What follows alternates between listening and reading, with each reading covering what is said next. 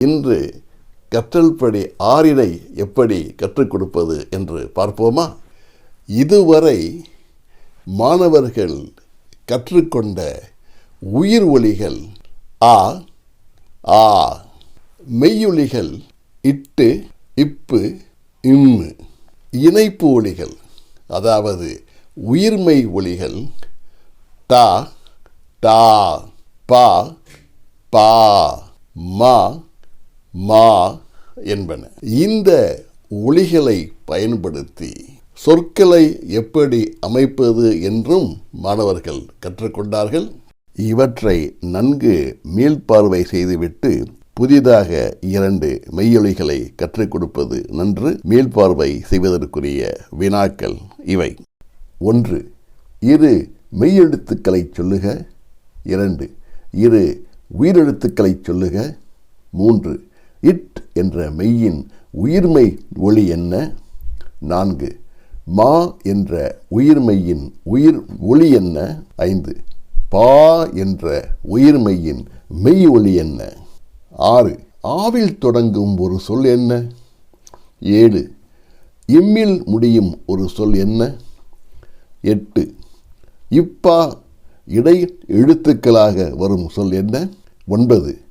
தம்மில் முடியும் சொல் என்ன? 10. ஏதேனும் 5 சொற்களை சொல்லுக. எழுதுதல். 1. 3 மெய்யெழுத்துக்களை எழுதுக. 2. இரு உயிர்மெய் எழுத்துக்களை எழுதுக. 3. இட்டால் உருவாகும் இரு உயிர்மெய் எழுத்துக்கள் என்ன? 4. மாவின் மெய்யெழுத்தினை எழுதுக. 5. பாவின் உயிரெழுத்தினை எழுதுக. 6. ஆவில் தொடங்கும் சொல்லினை எழுதுக. 7. இரு உயிரொலிகள் வரும் சொல்லினை எழுதுக. 8. இப்பா என்று முடியும் சொல்லின் முதல் எழுத்தை எழுதுக. 9. பாவில் தொடங்கி இம்மில் முடியும் சொல்லினை எழுதுக.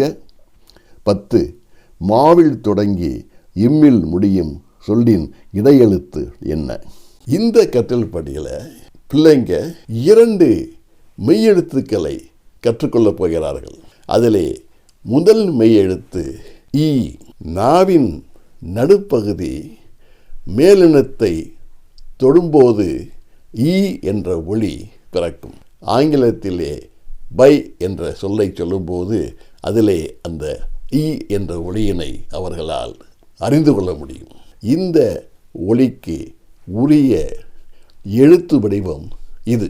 இந்த ஒலியினையும் அதற்குரிய எழுத்து வடிவத்தினையும் மாணவர்கள் அறிந்து கொள்வதற்கு உரிய செயற்பயிற்சிகளை இந்த புத்தகத்திலே பக்கம் 42, 43 காணலாம். அடுத்ததாக மாணவர்களுக்கு நீங்கள் கற்றுக் கொடுக்க வேண்டிய ஒலி தமிழ் மொழிக்கே உரிய சிறப்பு ஒலியாகும். அந்த ஒலியினை மாணவர்கள் ஒலிப்பதற்கு சிறப்பான பயிற்சியினை நீங்கள் தர வேண்டும். அது என்ன ஒலி என்றால் ல்.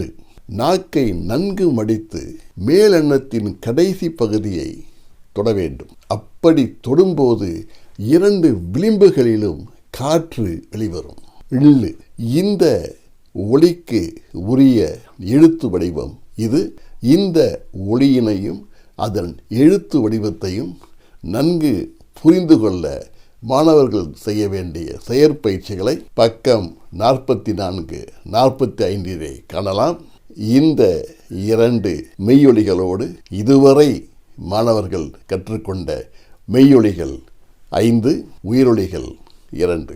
இந்த கற்றல் படிக்கு உரிய வீட்டு பாடத்தாள்களை www.newwaytamil.com என்ற இணையதளத்திலே காணலாம்.